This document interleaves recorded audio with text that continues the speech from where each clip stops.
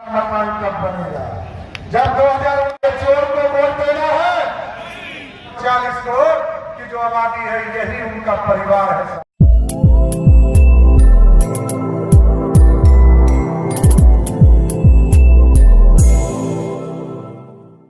जो अरविंद केजरीवाल कभी कहता हुआ प्रधानमंत्री होगा।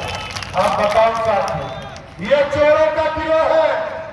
क्या ये चोर को वोट देना है? साथियों, एक ईमानदार व्यक्ति जिसने देश को श्रेष्ठ बनाने के लिए खाना है। कोई पॉकेट नहीं है नरेंद्र मोदी, कोई परिवार नहीं है। 140 करोड़ की जो आबादी है यही उनका परिवार है साथियों। और यहाँ पर ललटेनिया पार्टी लीडिंग कर रही है। लालटेन का जुग है, लालटेन का जुग है नहीं ना है। लालटेन अब समाप्त हो गया और अब एलईडी का बल्ब आ गया। मैं साथियों कहने आया, ये लोग माफियाओं के संरक्षण वाली सरकार थी। ये लोग सरकार चलाते थे माफियाओं के राज में। कोई गुंडागर्दी कर रहा था, कोई अपराध कर रहा था और कोई चावल खा रहा था।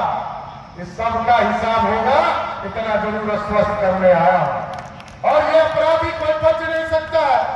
हम लोगों ने अभी कानून बनाया है साथ। ये जो शराब माफिया है, जमीन माफिया है, ये गुंडागर्दी करने वाले लोग हैं, या तो उसको कैमूर के जेल के उसको हर हालत में बिहार छोड़ने के लिए कोई बच नहीं सकता है साथ। और लोग कहते हैं जब चुनाव आता है तो बैकवर्ड फॉरवर्ड हो गया, आरक्षण खत्म हो रहा। अरे देश में ये तो बताओ, कांग्रेस पार्टी ने कभी आरक्षण नहीं दिया साथियों, न लालू प्रसाद ने कभी आरक्षण दिया। जब आरक्षण पहली बार दलितों को, आदिवासियों को आरक्षण मिल रहा था तो पंडित नेहरू विरोध कर रहे थे। बाबा साहब अम्बेडकर और डॉक्टर श्यामा प्रसाद मुखर्जी ने और राजेंद्र प्रसाद ने आरक्षण देने का काम किया। 1977 में पहली बार अति पिछड़ों को कपूरी ठाकुर जी आरक्षण दे रहे थे, तब भी पंडित कैलाशपति मिश्र जी उनके पीठ पर खड़े होकर बिहार में अति पिछड़ों को आरक्षण दे रहे। इस देश में मंडल कमीशन आया साथी। लालू जी खूब चिकर कर कहते हैं आरक्षण हमने दिया। कब दिया ये तो बताइए लालू जी, कब दिया? मैं तो लालू प्रसाद को सबसे डरपोक नेता मानता हूँ, इसलिए डरपोक नेता मानता हूँ साथी। आज सम्राट चौधरी को भाजपा ने अध्यक्ष बना दिया, भाजपा ने हमें उप मुख्यमंत्री बना दिया। कल तक हमारे लखनऊ समाज में सीट नहीं मिलता था, एक को सीट नहीं देता था। आज 10-10 ने उम्मीदवार उतारा है। काहे तो सम्राट चौधरी और नीतीश कुमार से लड़ना यही है। इसलिए मैं कहता हूँ कि लालू डरपोक है, इनको हिम्मत नहीं है लड़ने की। और किसी अति पिछड़े के लिए, किसी दलित के लिए प्रचार करने नहीं गए, सिर्फ उनके बेटी का लालटेन चले। और मकान कब बनेगा? जब 2019 में आपने यहाँ से भाजपा के उम्मीदवार को चुनाव जिताकर भेजा, वैसे ही प्रभु श्री राम का भव्य राम मंदिर बनना शुरू हो गया। बोलिए सियावर रामचंद्र की। तो साथियों, उत्तर प्रदेश ने तो भगवान राम को स्थापित कर दिया। मैं आपको स्पष्ट कर जा रहा हूँ कि भगवान राम को उत्तर प्रदेश में स्थापित किया, जहाँ उनके जन्म स्थान थे। हम लोगों ने भी तय किया है कि सीतामढ़ी में मां सीता का जन्म स्थान है, वहां भी भव्य सीता मंदिर स्थापित करने का काम करेंगे। इसलिए साथियों, आग्रह करूंगा, निवेदन करूंगा, अभी कई सभा करनी है तो पूरा वोट दीजिएगा ना। कोई चक्कर में पड़े हैं नहीं ना। देखिए, हमारे लिए चारों सीट बराबर है, चाहे वो सासाराम हो, काराकाट हो। सासाराम से सुरेश राम जी को जुटाइए। काराकाट में भी भारतीय जनता पार्टी का एक कार्यकर्ता, जदयू का एक कार्यकर्ता अपना खून का कतरा देकर काफी साथ मिथिलेश तिवारी जी को भी बगल के सीट पर बक्सर में जिताने का काम करेगा। आरके सिंह जी को भी कारा के सीट से जिताने का काम करेगा। हमारे लिए चारों सीट, 40 की 40 सीट बराबर है, कोई सीट में फर्क नहीं है।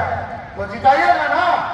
एक बार हाथ उठाइए पूरा, बोलिए भारत माता की जय, जय श्री राम, सियावर रामचंद्र की।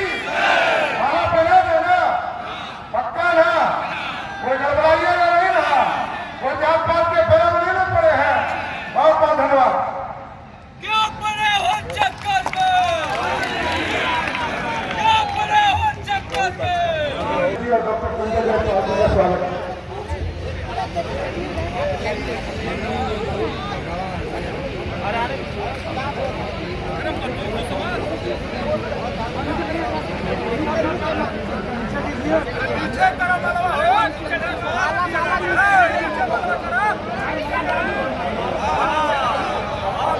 जनसभा को संबोधित किया। उन्होंने अपने जो एनडीए के उम्मीदवार हैं, जो भाजपा के उम्मीदवार जिनका सुरेश राम उनके पक्ष में वोट मांगा है, उन्होंने जनता से अपील किया है कि आप लोग भारी मतों से इनको विजयी बनाएं।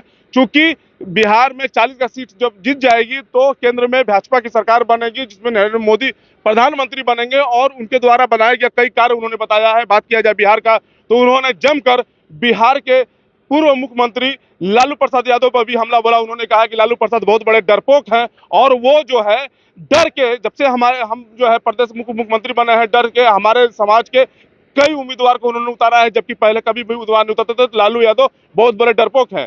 बात किया जाए कांग्रेस पर भी जी भर के उन्होंने हमला बोला है और कांग्रेस के पूर्व अध्यक्ष राहुल गांधी पर भी उन्होंने हमला बोला है। वो कह रहे हैं कि वो कभी भी सपना जो देख रहे हैं प्रधानमंत्री बनने का, वो नहीं होने वाला है। विपक्ष के सारे नेताओं पे उन्होंने हमला बोला है। केजरीवाल को चोर बताया है जो जेल में है, ललटेनिया पार्टी बताया है। तेजस्वी यादव के बारे में उन्होंने बताया है कि जो सावन के महीना में मटन खाते हो, हवाई हेलीकॉप्टर में मछली खाते हो और मछली का खाने का नतीजा ये हुआ है कि उनके पीठ में, उनके शरीर में ही उसका कांटा गुड़ गया, जिससे वह चेयर पर बैठ के प्रचार कर रहा है। इस तरह का बहुत सारी बातें उन्होंने कहा है। राम मंदिर का भी उन्होंने इस पर चर्चा किया और लोगों का बहुत वाहवाही उठी। काफी संख्या में लोग इकट्ठा हुए थे जगजीवन मैदान में और उसमें साफ साफ उन्होंने बताया है कि इस बार मोदी जी के कहने पर ही रूस और यूक्रेन की लड़ाई रुकी थी, जहां से भारतीयों को निकालने में प्रधानमंत्री ने पुतिन के जो रूस के राष्ट्रपति हैं उनसे बात किया तो लड़ाई रुक गई। जो यूक्रेन से लड़ाई चल रही है कि अपने लोगों को निकालने में प्रधानमंत्री का बहुत बड़ा रोल है। इस तरह की तमाम बातें, बहुत सारी बातें उनके द्वारा किया गया है। अब देखना यहाँ से पड़ा है, उस पर नजर बनी रहेगी और करने के बाद वो और सभा को संबोधित करने के लिए वो निकल गए। उनका कहना था काराकाट भी हम जीत रहे हैं और बक्सर भी जीत रहे हैं। तो अब आगे क्या होता है उस पर नजर